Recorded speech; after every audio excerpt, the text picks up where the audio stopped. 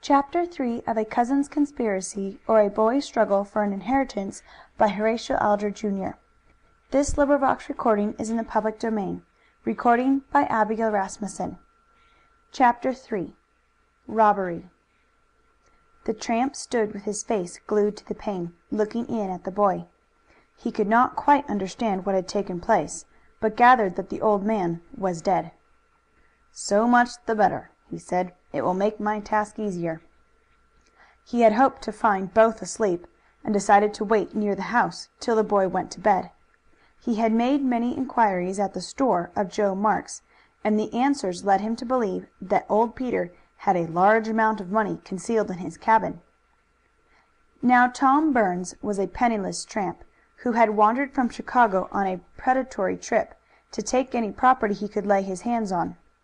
The chance that presented itself here was tempting to a man of his character. Earlier in the evening he had reached the cabin, but thought it best to defer his work until later, for Ernest was awake and stirring about the room. The tramp withdrew from the cabin and lay down under a tree, where he was soon fast asleep. Curiously, it was the very oak tree under which Peter's little hoard was concealed. This, of course, he did not know.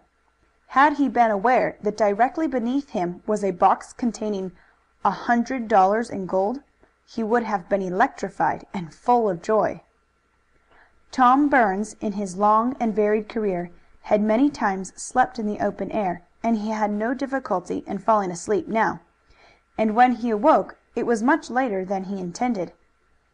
However, without delay, he made his way to the cabin, and arrived just as Ernest discovered the death of the old man whom he had supposed to be his uncle. What time it was the tramp did not know, but as he stood with his face glued to the window pane, he heard a clock in the cabin striking the hour of 3. 3 o'clock! He ejaculated. "Well, I did have a nap." The boy was awake, and he thought it best to wait a while. "Why didn't I get here a little sooner?" he grumbled. "Then I could have ransacked the cabin without trouble. Probably the old man has been dead some time." He watched to see what Ernest would do. "He won't be such a fool as to sit up with the corpse," he muttered a little apprehensively. "That wouldn't do no good." Apparently Ernest was of this opinion, for after carefully covering up the inanimate body he lay down again on his own bed. He did not fall asleep immediately, for the thought that he was in the presence of death naturally affected his imagination. But gradually his eyes closed, and his full, regular breathing gave notice that he was asleep. He had left the candle burning on the table. By the light which it afforded, the tramp could watch him, and at the end of 20 minutes he felt satisfied that he could safely enter. He lifted the window and passed into the room noiselessly. He had one eye fixed on the sleeping boy, who might suddenly awake. He had taken off his shoes and left them on the grass just under the window. When Tom Burns found himself in the room, he made his way at once to the trunk, which his watchful eye had already discovered. "That's where the old man keeps his gold, likely," he muttered. "I hope it isn't locked." Usually the trunk would have been fastened, but the conversation which Ernest had with old Peter so engrossed his mind as to make him less careful than usual. Tom Burns therefore had no difficulty in lifting the lid. With eager fingers he explored the contents, and was not long in discovering the box which contained 2 gold coins. The discovery pleased and yet disappointed him. "Only $10," he muttered. "There ought to have been a pile of these yellow boys. Perhaps there are more somewhere." Meanwhile he slipped the 2 coins into his vest pocket. It was not much, but it was more than he had had in his possession for months. He continued his search, but failed to discover any more money. He felt indignant. That a miser should have but a paltry $10 in his trunk was very discreditable. He must have some more somewhere, Burns reflected. It occurred to him that there might be hoards hidden under the floor, or in the immediate neighborhood of the cabin, but it was night, and there would be no profit in pursuing the search now. "Tomorrow," he reflected, "the boy will be off, making preparations for burying the old man, and then I can make another visit." He closed the lid of the trunk, and with a general glance to see if there was anything more worth taking, He rose to his feet and prepared to leave the room. Just at this moment Ernest, who was probably dreaming of the old man, spoke in his sleep. "Uncle Peter," he murmured. The tramp stood still, apprehensive that Ernest would open his eyes and detect his presence. But the boy did not speak again. "I had better git," muttered Burns. He got out of the window quietly, but as the boy stirred again he hurried away without stopping to shut it. When a little after 7 o'clock Ernest woke up, the sun was streaming in at the open window, and the cool air entered with it. "How came the window up?" thought Ernest, wondering. "I am sure I didn't leave it open last night."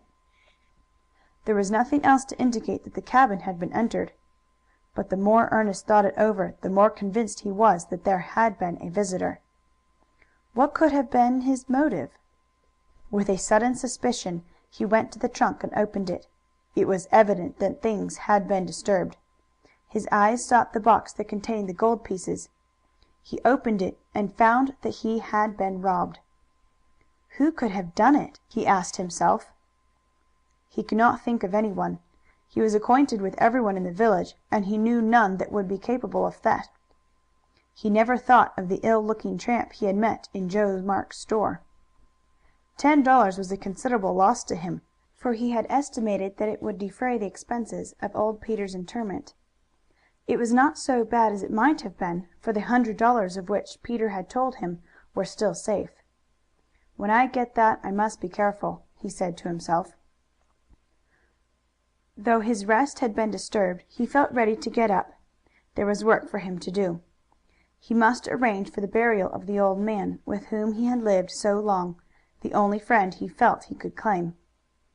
Ernest rose, and after dressing himself made a frugal breakfast. He looked sadly at Peter.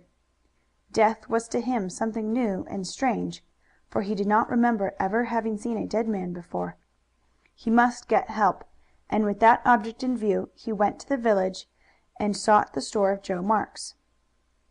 "What brings you out so early, my lad?" asked Joe. "Matter enough, Joe. My uncle is dead." He still called him uncle, though he knew now that Peter was no kin to him. "Old Peter dead?" ejaculated Marks. "When did he die?" "Sometime during the night. I wish you'd help me, for I don't know what to do." "So I will, boy. We'll stand by you, won't we, Luke?" This was said as Luke Robbins entered the store. "To be sure we will, Ernest. We all like you." "Oh, I forgot to say," continued Ernest, "the cabin was entered last night and some money taken." Chapter 3